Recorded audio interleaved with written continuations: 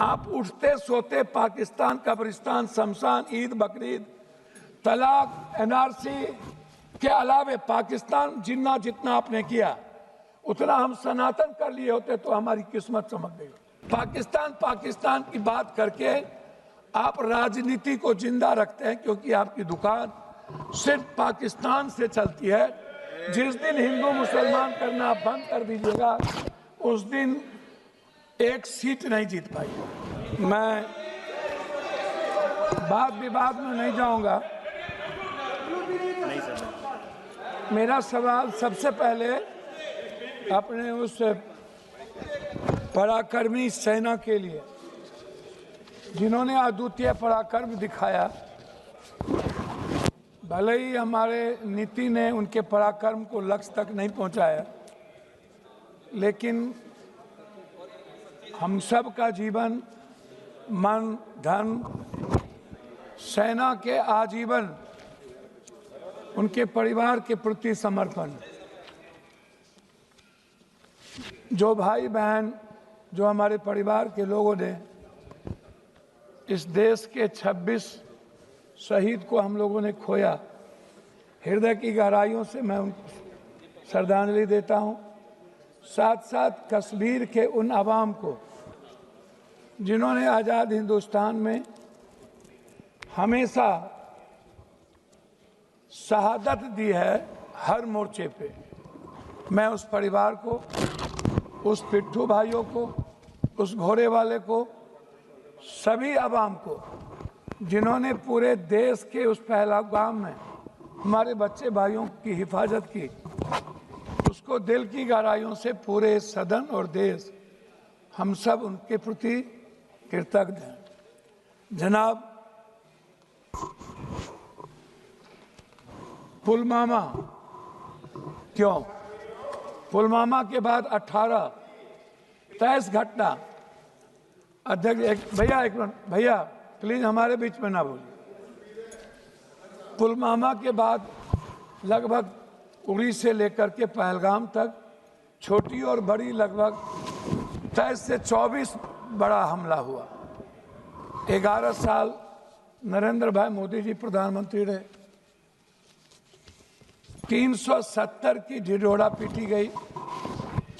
कहा कि 370 के बाद आतंकवादी कमजोर हो जाएंगे और खत्म हो जाएंगे।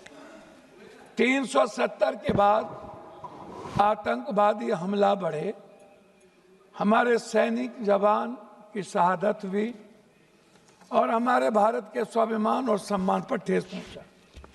मेरा सवाल सरकार से है कि 3 क्विंटल बारूद पुलवामा में जो आए और पुलवामा के घटना के बाद आप एक नया चुनाव लड़ लिए। कम से कम भगवान का तो राजनीतिकरण होता ही है।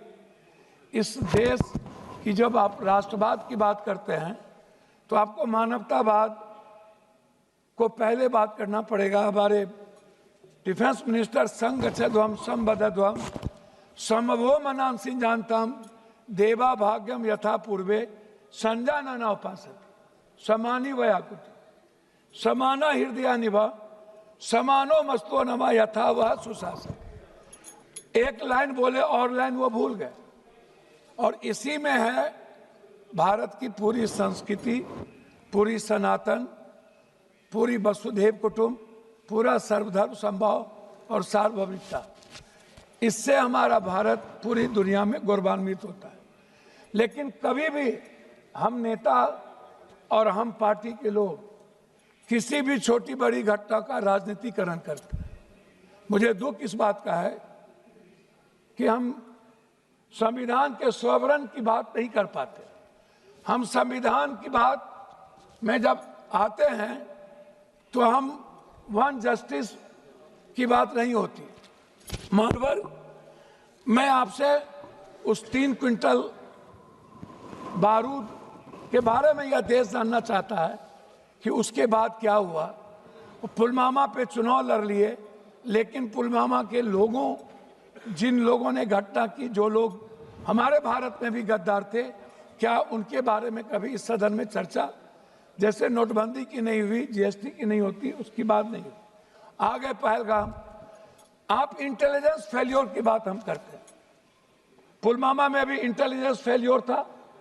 आप हमारे सैनिक को सब कुछ पता था, आपने उसको दबाने का प्रयास किया। हमारे सैनिक दुनिया से लड़ सकते हैं। पाकिस्तान की बात मत करिए। आप कहते हैं पाकिस्तान, हमारे मंत्री कह रहे थे पाकिस्तान मेरे सामने कुछ नहीं है। आप उठते सोते पाकिस्तान, कब्रिस्तान, शमशान, ईद, बकरीद, तलाक, एनआरसी के अलावे पाकिस्तान जितना जितना आपने किया उतना हम सनातन कर लिए होते तो हमारी किस्मत चमक गई। पाकिस्तान की बात कोई और नहीं करता। पाकिस्तान की बात करके आप राजनीति को जिंदा रखते हैं, क्योंकि आपकी दुकान सिर्फ पाकिस्तान से चलती है। जिस दिन हिंदू मुसलमान करना बंद कर दीजिएगा उस दिन एक सीट नहीं जीत पाई। अब पहलगाम के बाद आपने राजनीति कर ली। आप भावनात्मक सिंदूर के सवाल को ले आए। मैं पहला सवाल आपसे पूछूंगा कि हमारे 150-200 मीटर पर सैनिक थे, उन्हें खबर नहीं थी कि पहलगाम के पर्यटन के लिए केंद्र खोल दिया गया। हमारे कश्मीर फोर्सेस को पता नहीं था, हमारे किसी इंटेलिजेंस को पता नहीं था। आखिर वो कौन से ऑर्डर कहां से गए, दिल्ली के किसके ऑर्डर थे कि पहलगाम को खोला गया? इस बात को आप समझिए। ये बात सभापति महोदय, सबसे महत्वपूर्ण ये जानना कि इंटेलिजेंस किसके साथ है। इंटेलिजेंस क्या गृह मंत्री जी देखते हैं? क्या गृह मंत्री जी को किसी बात की जानकारी नहीं थी? हम नहीं, आप नहीं, ऐसे नहीं अध्यक्ष जी, कम से कम ऐसे। मैं आंशिक रूप से आपसे एक बात कहना चाहूंगा। गृह मंत्री जी, आप हमको मालदीव इंदिरा गांधी जी को मैं ले जाना चाहूंगा। आपको थोड़ा सा समय, हमको 2 मिनट समय दिया। वास्तविक में आधुनिक सुतम क्षमता में सुधार धीमा। मैं आपको नेपाल से दूरी और चीन की घुसपैठ की बात करूंगा। 2015 में कथित ब्लैक बॉट के बाद नेपाल का भारत विरोधी भावना बढ़ी। नेपाल ने भारत से दूर होकर चीन से सैन्य और आर्थिक समझौता किया। नेहरू और राजीव गांधी के समय नेपाल का भारत मित्र था। मालदीव में इंडिया आउट पर्यटन बहिष्कार, 2023-24 में भारत विरोधी बयान, भारत सेना की वापसी, मालदीव ने चीन की गोद में जगह बनाई, भारत मौन रहा। इंदिरा गांधी के समय भारत मालदीव समुद्री संरक्षक, सीएए बीएसएफ गोलीबारी, बांग्लादेश और भारत विरोधी माहौल, भारत के खिलाफ जनभावना बढ़ी। चीन ने वहां बंदरगाह परियोजना शुरू की। 1971 में इंदिरा गांधी बांग्लादेश बनवाया। श्रीलंका ने, मैं लास्ट कर रहा हूं सर, श्रीलंका ने रद्द किए भारतीय अनुबंधन। नए राष्ट्रपति ने भारत समर्थित समझौता रद्द किए दिए चीन। ईरान से रिश्तों में गिरावट, चाबहार पोर्ट परियोजना धीमी हो गई। राजीव और इंदिरा जी के समय ईरान भरोसेमंद साझेदार था। SARCC, BIM, STC निष्क्रिय। चीन से डर और अमेरिका। अब लास्ट में कर रहा हूं, तुर्की के साथ टकराव और व्यापारिक गिरावट, व्यापार विमानन और डिप्लोमेसी।